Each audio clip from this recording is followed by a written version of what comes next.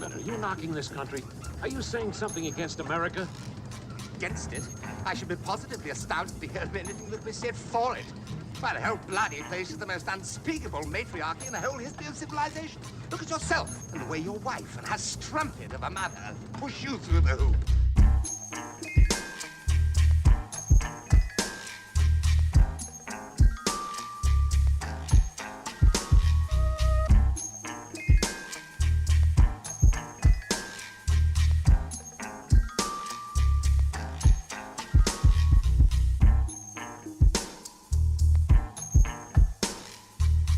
Shalom, shalom. Welcome home to the zone. Let's go. Look at all these people.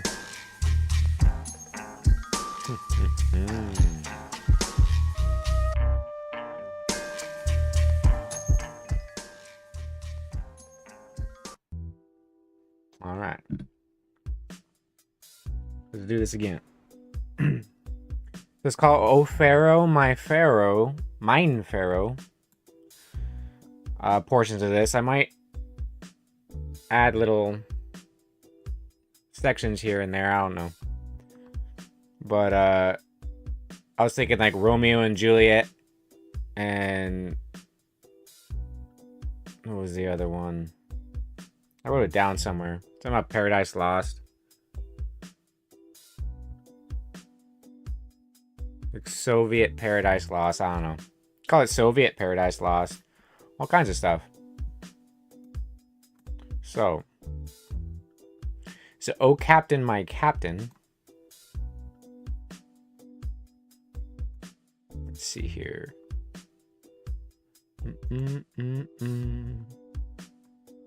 Where is this thing at?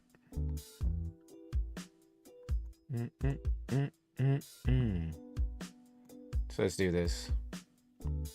Got some desktop audio. There we go. So this is O Captain, my Captain. But you replace it with Pharaoh.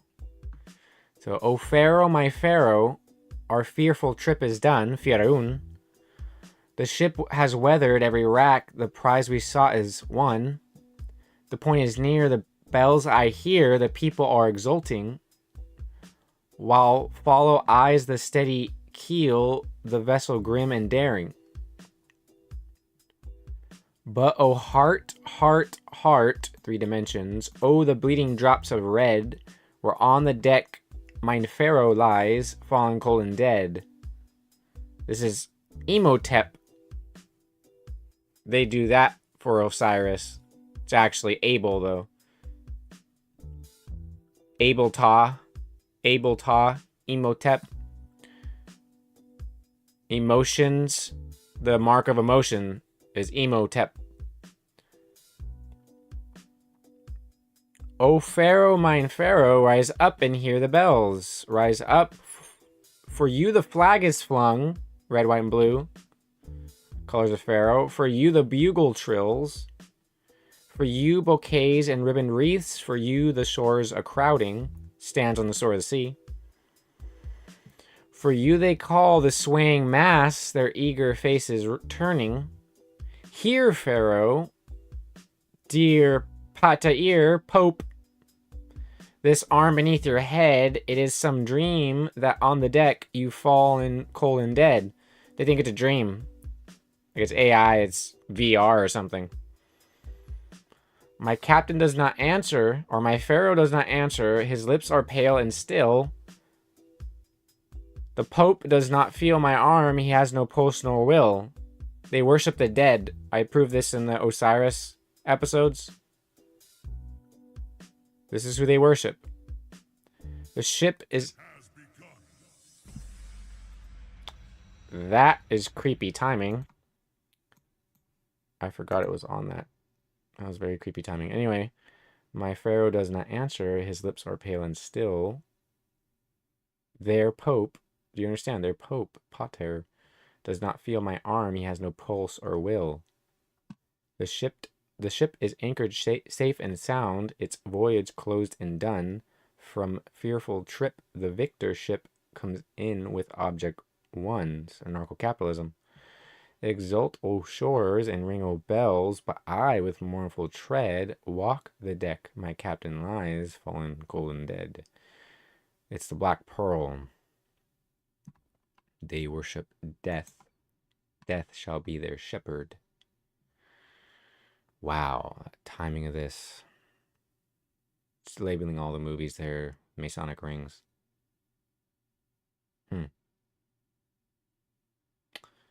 Well, Disney was right over my crown. You can't make this stuff up. It just lines up. Okay.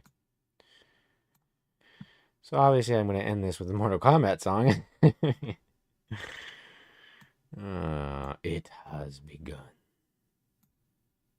Catches me off guard, huh? Sometimes.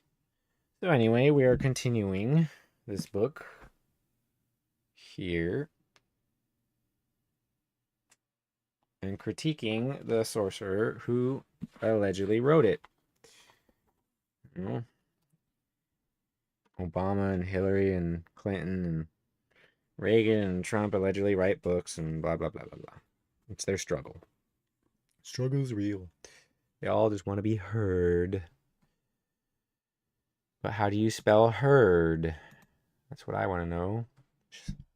More than one way to spell it. Or mean it. So anyway. So allegedly Hitler and his father are contradicting each other, but it's actually master psychology to get anybody who experiences this to draw into one place so they can get information out of you and then terminate once you are no longer useful. As a matter of fact, that transitory yearning, this is Hitler's words in Mein Kampf. He was a Hittite. His name is Hitler. He's a Hittite. That's why his nose, they try to say he's Jewish. He's not. He's Hittite.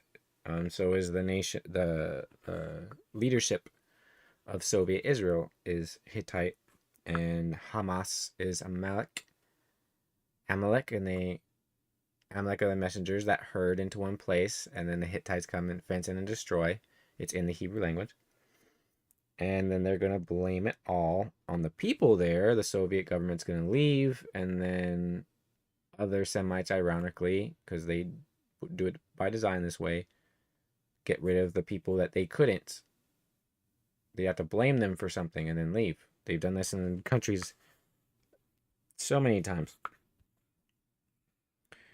So, as a matter of fact, that transitory yearning after such a vocation soon gave way to hopes that were better suited to my temperament.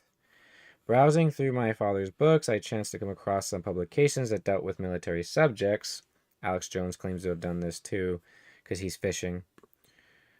Trump claims they claim Trump admires Hitler and all that. This is just fishing. One of these publications was a popular history of the Franco-German War of 1870 to 71. It consisted of 2 volumes of an illustrated periodical dating from those years. These became my favorite reading. In a little while, that great and heroic conflict began to take first place in my mind. And from that time onwards, I became more and more enthusiastic about everything that was in any way connected with war or military affairs. You see how it's building. But this story of the Franco-German War had a special significance for me on other grounds also. For the first time, and as yet only in quite a vague way, the questions began to present itself. Is there a difference? And if there be, what is it between the Germans who fought that war and the other Germans? Why did not Austria also take part in it? See, it's because they're actually United States. 250 states of the supposed Holy Roman Empire. That's like 3 times as many for the U.S. U.S. has 50 states. You understand? What's the 51st state? Anybody know the 51st state? That's why they do 51st dates. They think they're funny. Anyway, why did not Austria also take part in it? Because they compartmentalize them, and you know that. Why did not my father and all the others fight in that struggle? Because they're compartmentalized, and you know that. Are we not the same as the other Germans? Do we not all belong together? We belong to whoever we want to belong together with. It's as simple as that. You understand? Oh, stronger together? Same sky's bloodline. I should actually show one of those pictures here. I showed the Golden Horde. Well, I'll show you also where the Golden Horde comes from. This is the real Golden Horde, actually. It's the Golden Crown. So they just steal all this stuff from Scots and Irish. Like, again, look up what they invented. And I'm not crazy for thinking this. It's like, look at what Scottish and Irish people invented. Where's the picture I wanted to show you? Uh-oh. I didn't download it, did I? Of course I didn't. Well, you have to wait till next time. The next set, I'll put that in with, it's a, where is it in actually here? It's in my downloads. It's a map of all the Scottish, see, you probably can't see that. Nope. Let's try this. There you go. So it's all the Scottish clans and everything, but I thought I had downloaded it, and I didn't. So I'll show you another time, but actually let me show you some Romanovs then.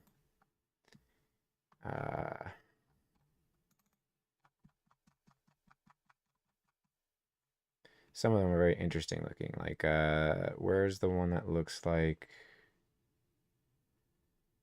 Here we go. Oop, where's the image at? Oh, that's very, very large. I don't like it when this does this. Wow, it made this a huge picture. Wow. It's taking a while to short. There it goes. All right, so this guy here, a number of people look like him. Andrew Jackson kind of looks like him. James Woods has some of that. This guy looks like a number of actors and politicians and stuff. Let me put another one up here. Let me put these in different folders so I can pull them up faster. Let me see if I can find another one here. I've seen these faces. You understand? I've seen sometimes these eyes. What you talking about, Willis? What you talking about? Everyone. Look at this guy. I've seen this guy before. Look at this guy. There's a guy who writes this, what's his name? I forgot his name.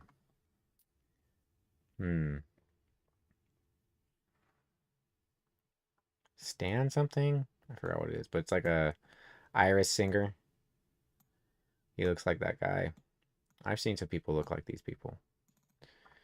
And you might notice people from Hollywood, because these people are Soviets. They doppelgangers. I proved Trump is a doppelganger. I'll do that in the third installment, I guess.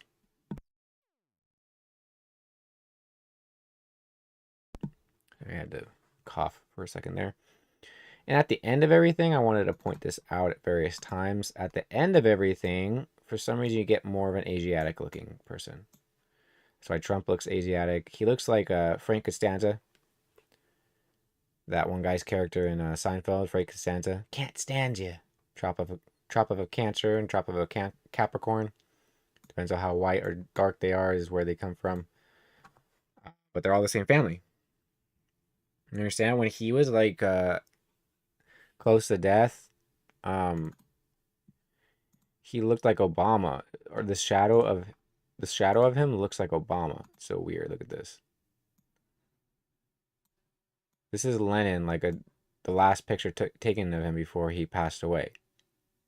For some reason, that brow, those eyes, the nose, and everything remind me of Obama. But see how he looked Asiatic, right? Well, Obama claims to be Indonesian. and Kenyan. Kanyon? Kanye? They're Canaanites. Who, Hamite, African Canaanites. Oh. And then Asiatic. So why does the dying Lenin look like Obama? Because he's expressing Obama's phenotype while he's sick. Isn't that something? It's very, very interesting. So let me where's President Harding? Let me see if I can find President Harding. Calvin Coolidge, he's an interesting looking dude. Look at Harding. You've probably seen certain types of people with that face. He was a president. He was the most open, it seems, Freemason of all the presidents. Harding. He got a burial. And then let me show you his the profile they gave of him when he passed away. Let me see if I can pull it up here. I have it in here somewhere. Wait for it. It's with Calvin Coolidge, is there? Oh, here it is. So, look at that profile. Trump has a similar profile. Trump and Pence. Certain people can align with this profile. Remember, the U.S. is full of exiles from royalty. You can look this up in history. Then there's Harding, who looks like a number of actors. A number of actors look like this. Go look through actors, and they have various features like this guy, because they're all related. So,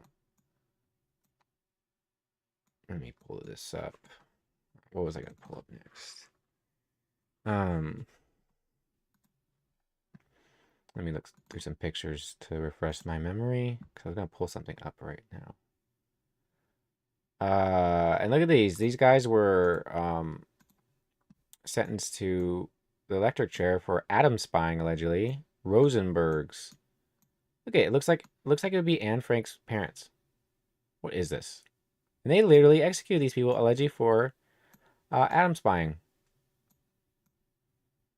And they executed them on the Sabbath, by the way.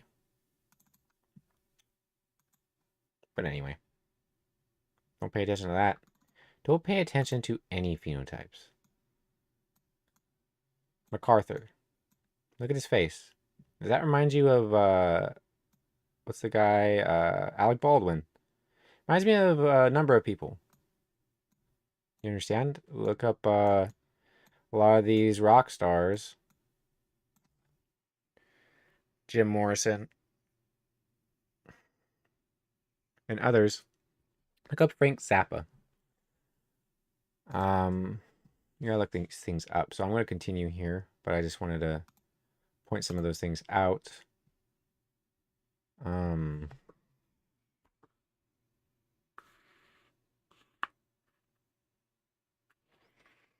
right, that was the first. This continues Hitler's words in Mein Kampf, exposing him as a sorcerer. Remember that, and saying that he's evil, because evil is destruction. That was the first time that this problem began to agitate my small brain. And from the replies that were given to the questions, which I asked very tentatively, I was forced to accept the fact, though with a secret envy, that not all Germans had the good luck to belong to Bismarck's empire. This was something that I could not understand. See, they compartmentalize them and they make them confused, and then they can make them whatever they want. They can make them communists, they can make them National Socialists, they can make them Green Party, they can make them blue, red, yellow, whatever it is. It was decided that I should study, considering my character as a whole, and especially my temperament. My father decided that the classical subjects studied at the Lyceum were not suited to my natural talents. He thought that the Realschule, which is a non-classical secondary school, the Lyceum and Gymnasium were classical or semi-classical secondary schools. So he's put in a special school. Some of these people are put in special schools. Do you understand? And I bet you it's connected somehow to Rockefellers and Rhodes Foundation. Look at the Rhodes Scholarship. I'm going to bring that up in future installments of this. He thought the real Schule would suit me better. Remember, Schule means leisure. School means leisure. It's leisure time. Why does it feel like prison then? Because of their lies. My obvious talent for drawing confirmed him in that view, for in his opinion, drawing was a subject too much neglected in the Austrian gymnasium. Why? Because you can end up drawing something like this. Let's see if I have it in here. Let me pull it up. I'm going to pull this up. You know what I'm pulling up, I think. Where is this media at? Come on. Come on. Here we go. Where's it at? Come on, is it not? Everything's always hard to find when you're trying to find it. It's very frustrating sometimes. I have it somewhere. Where's it at? Taurus field? No. Wow. It's just gone. I can't find it. That's very frustrating. Let me do this again. Sorry. What is this doing? Where did this go? It just like disappeared. How does something disappear like that? That doesn't make any sense. Why is it in... It's in a folder it shouldn't be in. Yeah, they don't want you to draw because sometimes you draw like freaky stuff like this. You know. You can connect all this to biology and it makes sense and gives you a healthy body. I try to put everything I've learned into a visible demonstration, and that's what it is. So there you go. The 23rd minute we're at right now. My obvious talent for drawing. Probably also the memory of the hard road which he himself had traveled contributed to make him look upon classical studies as unpractical and accordingly to set little value on them. At the back of his mind, he had the idea that his son also should become an official of the government. Indeed, he had decided on that career for me, for the difficulties through which he had to struggle and in making his own career led him to overestimate what he had achieved. See how, if this is true, he experienced this already, a tyrannical spirit, and then he just reflected it on other people. Because this was exclusively the result of his own indefatigable industry and energy. He might even be talking about the industry as a father, and the various arguments of the Workers' Party, because he's trying to hypnotize them, basically. The characteristic pride of the self-made man. See, they can help people with this information, but they're deciding not to. That's how evil it is. That's why they even worship the black sun, which is Ra, by the way. That's Ra. That's Ramesis. Draw out Ra, wrath, breaking in pieces, totality, totalitarianism, X marks the spot, and the strength of Canaan, and the mezuzah. The characteristic pride of the self-made man urged him towards the idea that his son should follow the same calling and, if possible, rise to a higher position in it. Moreover, this idea was strengthened by the consideration that the results of his own life's industry had placed him in a position to facilitate his son's achievement in the same career. He was simply incapable of imagining that I might reject what had meant everything in life to him, because they make you idolize it like an idol. It's all the people bowing to Nebuchadnezzar's idol and then wondering why there's three guys who aren't doing it. My father's decision was simple, definite, clear, and in his eyes it was something to be taken for granted.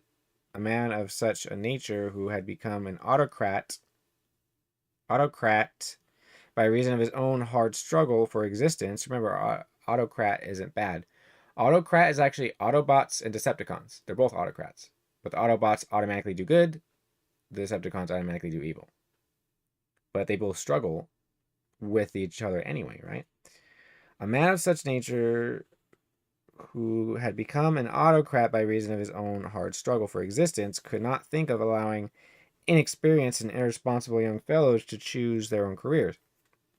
To act in such a way where the future of his own son was concerned would have been a grave and reprehensible weakness in the exercise of parental authority and responsibility, something utterly incompatible with his characteristic sense of duty.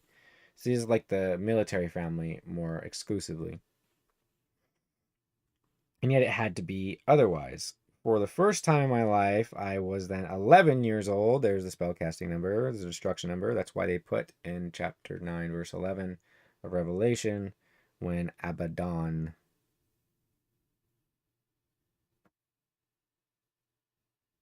when Apollyon, Napoleon, and Abaddon. I mean, you can't make this up.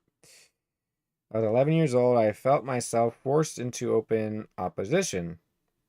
No matter how hard and determined my father might be about putting his own plans and opinions into action, his son was no less obstinate in refusing to accept ideas on which he had set little or no value. Oh, somebody like that can be fished out and made a good soldier. You understand? Especially if their thumb reaches out past their hand.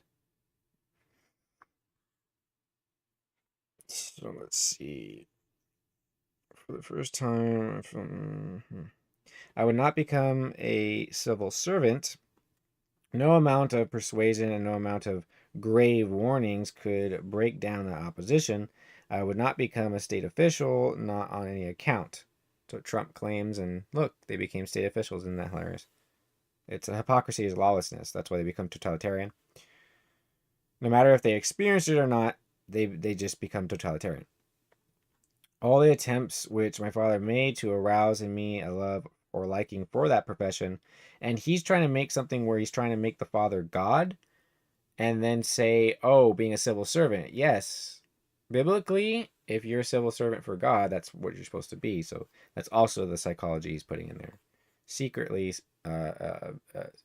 he shrouds a testimony that tries to take you away from God in a testimony about him just having a stubborn dad. It's like, okay, see what he's trying to draw people, fish them out.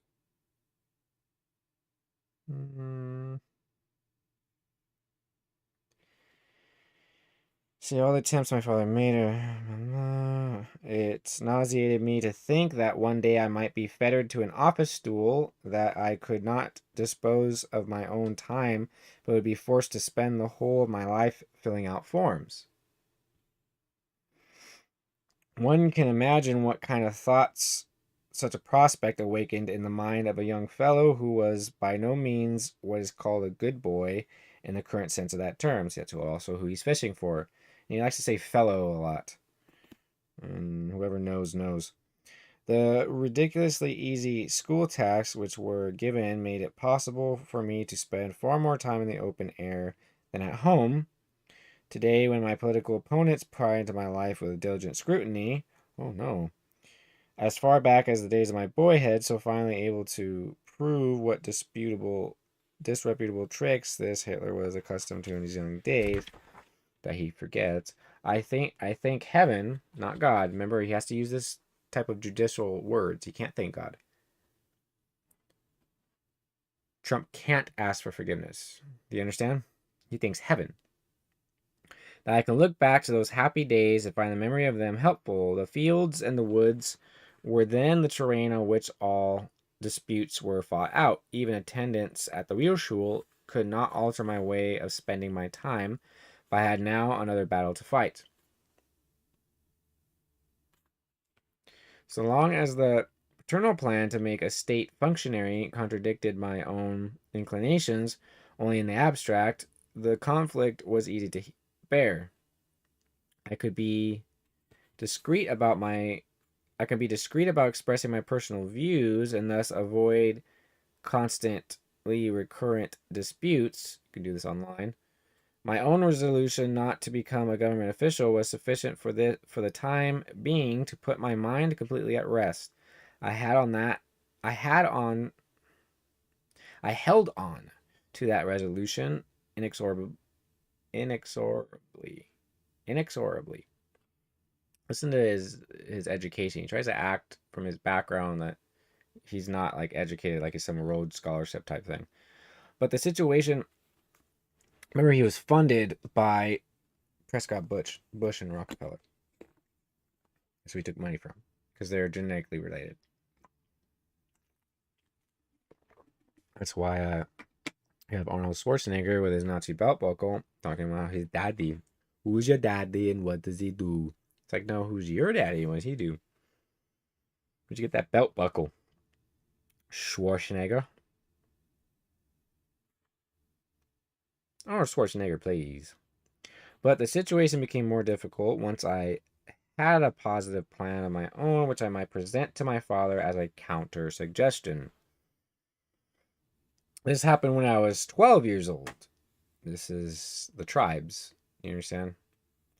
How it came about, I can't exactly say now because it's trauma. It's MK Ultra or you're lying. But one day it became clear to me that I would be a painter. I mean, an artist. That I had an aptitude for drawing was an admitted fact. It was even one of the reasons why my father had sent me to the Rio Schule, but he had never thought of having that talent develop in such a way that I could take up painting as a professional career. Quite the contrary, when, as a result of my renewed refusal to adopt his favorite plan, my father asked me for the first time what I myself really wished to be, the resolution that I had already formed expressed itself almost automatically. For a while, my father was speechless. A painter? An artist painter? He exclaimed. You see how he's still doing the dynamic of the person with God, but he's also, like, because of his actions, you see that it was a lie. So you have to put it in retrospect and be like, oh, look at that. He's actually doing a high form of sorcery and psychology. Just like, and movies do this too. By taking certain people, Spielberg does this, certain people who they know what their experiences are, and they make a movie so that it resonates with somebody. That's why they make a Disney princess for every, like, dispersion of Soviets. They're doppelgangers. Anyway, artist painter. He wondered whether I was in a sound state of mind. He thought that he might not have caught my words rightly or that he had misunderstood what I meant. When I explained my ideas to him and he saw how seriously I took them, he opposed them with all that full determination which was characteristic of him.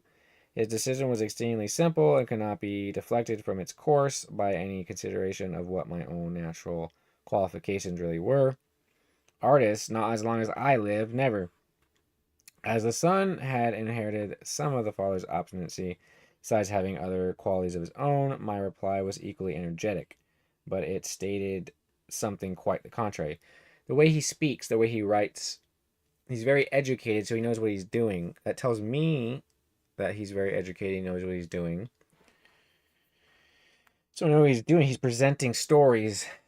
Trump does this all the time, and then he'll just tell you, about the snake poem, and it's like, obviously he's the snake. You knew damn well I was a snake before you took me, and he reads these things to you. Okay,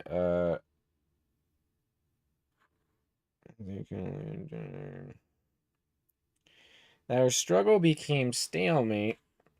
The father would not abandon his never, and I became all the more consolidated in my nevertheless. Naturally, the resulting situation was not pleasant. The old gentleman was bitterly annoyed, and indeed so was I, although I really loved him. My father forbade me to entertain any hopes of taking up the art of painting as a profession. I went a step further and declared that I would not study anything else. With such declarations, the situation became still more strained. Anybody knows Germanic people? Yeah.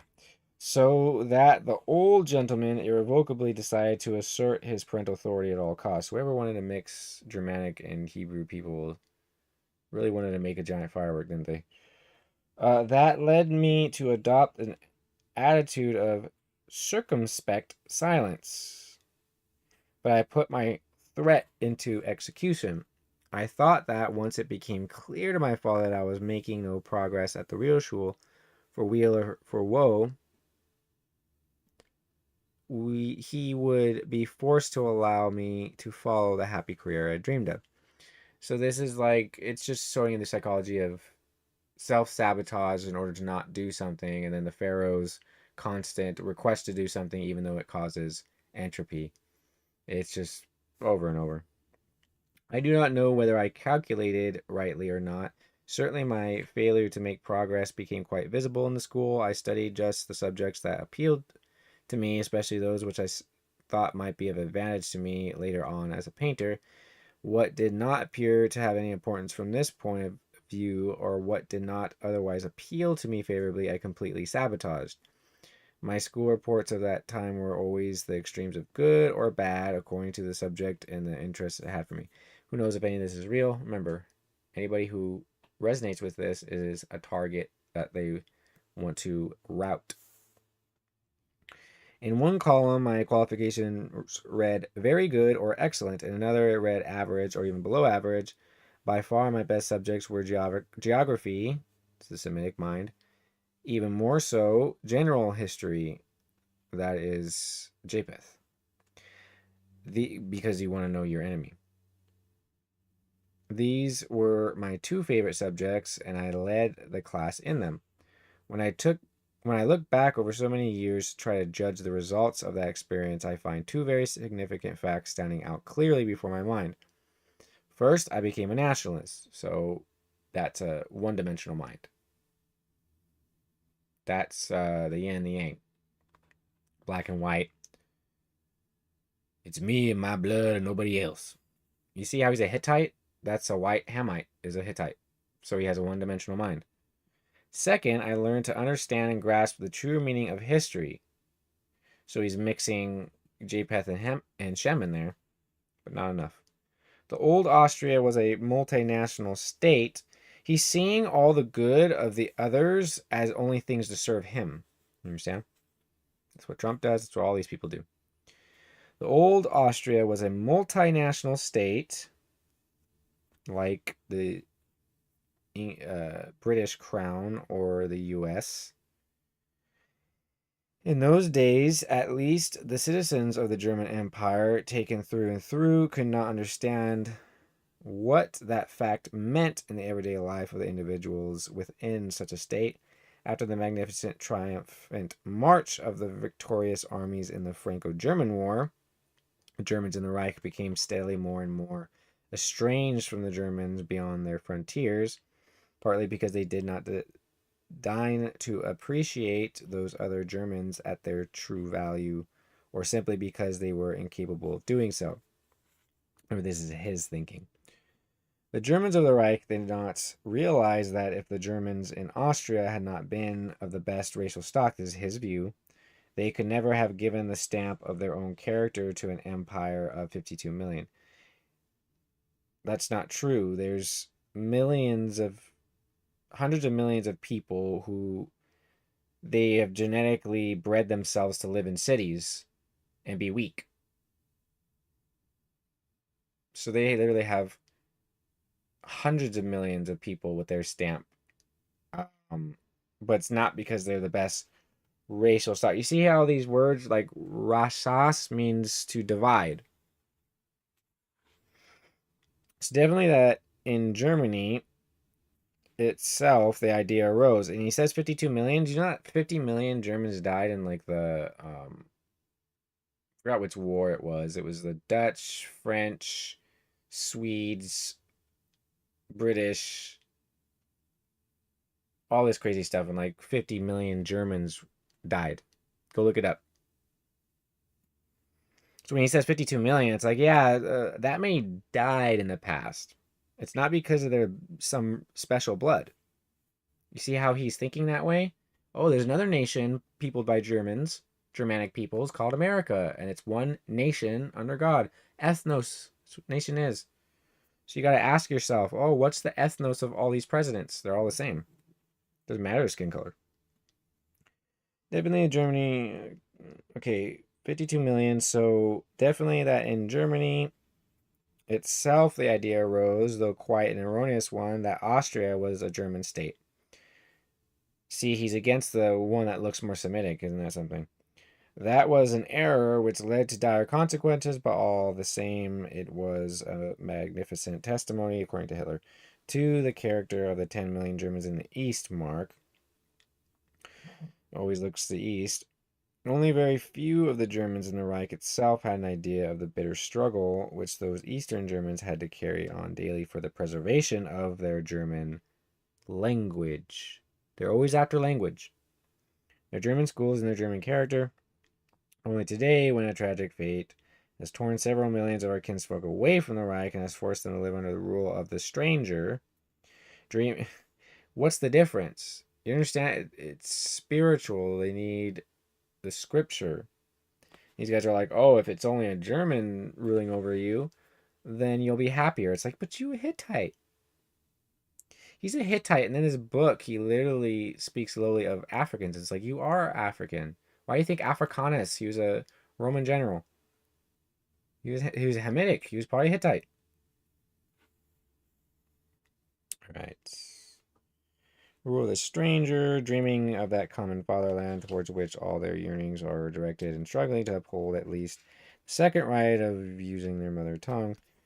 Only now have the wider circles of the German population come to realize what it means to have to fight for the traditions of one's race.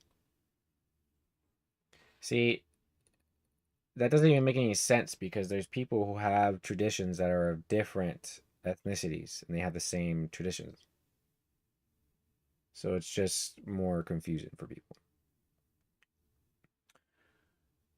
And so at last, perhaps there are people here and there who can assess the greatness of that German spirit which animated the old East Mark, probably more Soviet Mark, and enabled those people left entirely dependent on their own resources, or it was more Semitic and they were just trying to starve them out or something, to defend the empire against the Orient for several centuries and subsequently to hold fast the frontiers of the German language through guerrilla warfare attrition.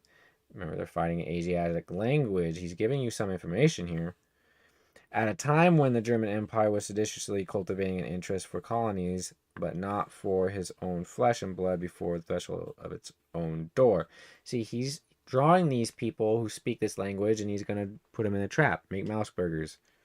You know what I mean? Go watch Fievel Goes West, tells you the same thing.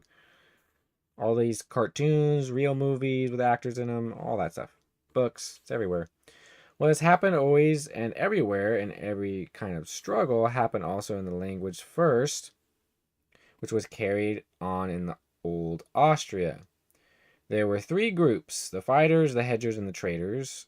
These are in his view, or wherever he gets his information. Even in the schools, this shifting already began to take place. Interesting how it's three, though. And it is worth noting that the struggle for the language was waged perhaps in its bitterest form around the school, which we get slang in school. Because this was the nursery where the seeds had to be watered, which were to spring up and from the future generation. The tactical objective of the fight was the winning over of the child. It was to the child that the first rallying cry was addressed. See how they get them young. They want to affect how their skulls form. People who are struggling with this have a lot of headaches for some reason, right? So their rallying cry was, German youth, do not forget that you are German. And remember, little girl, that one day you must be a German mother.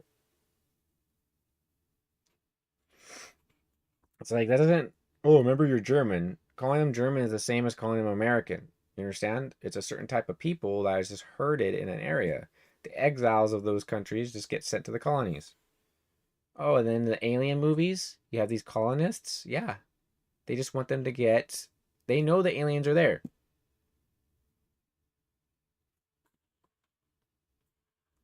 Those who know something of the juvenile spirit can understand how youth will always lend a glad ear to such a rallying cry. Under many forms, the young people led the struggle, fighting in their own way and with their own weapons. They refused to sing non German songs. The greater of the efforts made to win them away from their German allegiance, the more they exalted the glory of their German heroes. See, they're taking the bait. They're taking the bait and they're sending the energy back and forth and just getting it pumped up. They are puffed up.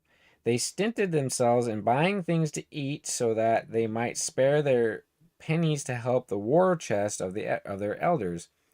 They were incredibly alert in the significance of what the non-German teachers said, and they contradicted in unison because they always make the teachers and the politicians not you. This is Soviets, but see, they're just replacing the Soviets with another Soviet.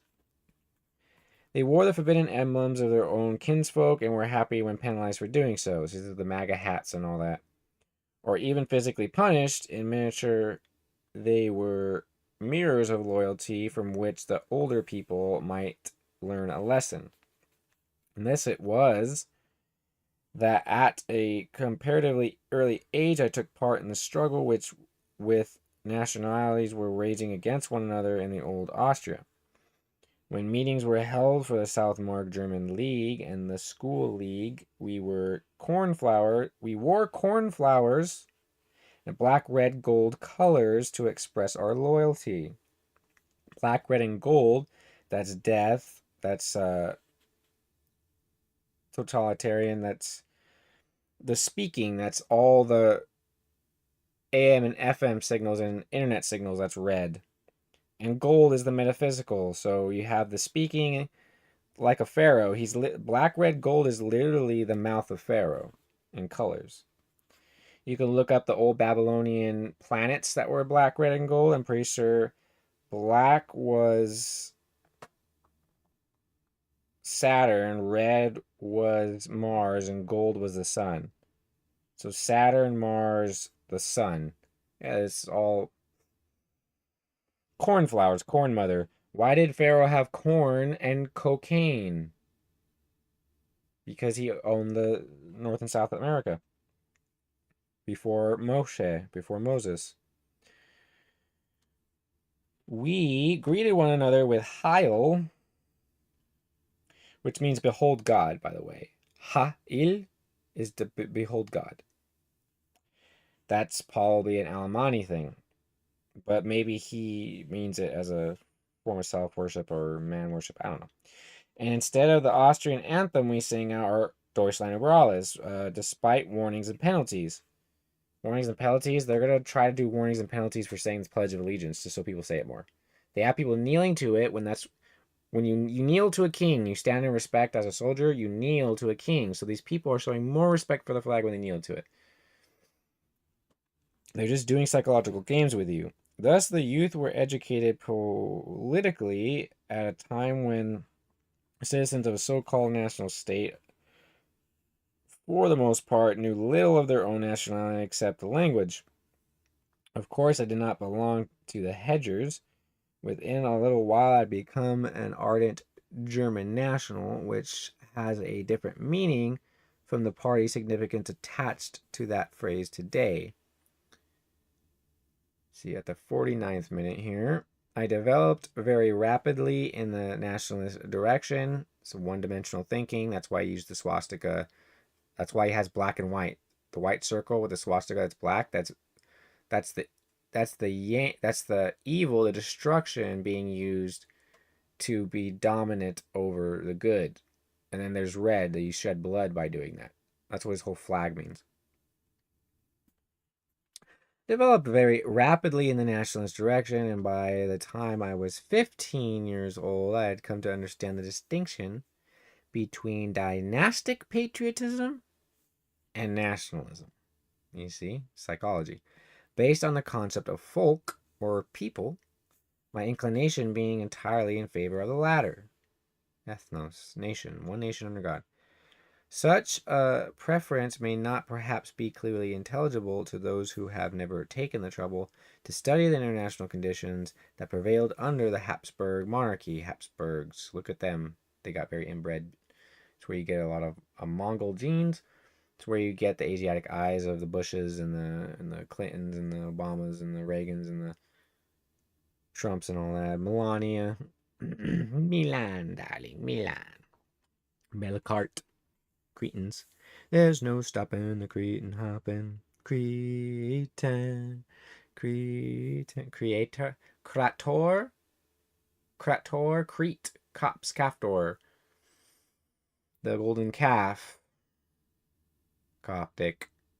Oh, those Coptic big eyes you have.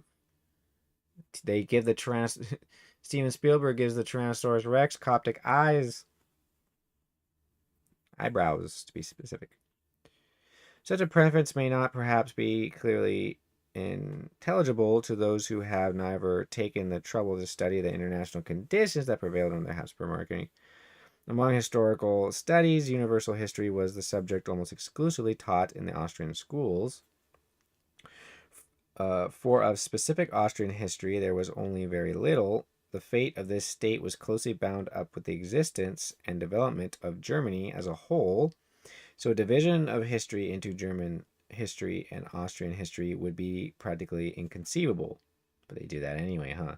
Oh, this history month, that history month, that color, this, it's all just to confuse. And indeed, it was only when the German people came to be divided between two states, red and blue, that this division of German history began to take place. And then the red, of course, is Bavarian Illuminati, grand old party, Republicans, the elephant in the room. The insignia, which when Francis II had laid down his title of Emperor of the Holy Roman Empire, the German nation, this is who I look like I'm genetically related to, which he did at the command of Napoleon, the crown... Oh, never mind. This is the older generation of that person. Command of Napoleon, the crown and mace as the imperial insignia were kept in Vienna. I told you, it's literally Venus. Penis. It's Baphomet, by the way. It's the penis with the vav. It's Baphomet. Vienna. After the German Empire was rebounded in 1871 under William I, there were many demands to have the insignia transferred to Berlin, but these went unheeded. Hitler had them brought to Germany after the Austrian Anschluss and displayed at Nuremberg during the Party Congress in September 1938. Interesting stuff. So this insignia that he's talking about, the insignia of a former imperial sovereignty, which were still preserved in Vienna, appeared to act as magical relics rather than as the visible guarantee of an everlasting bond of union. Did you ever wonder why we had to run for shelter when the promise of a brave new world unfurled beneath the clear blue sky?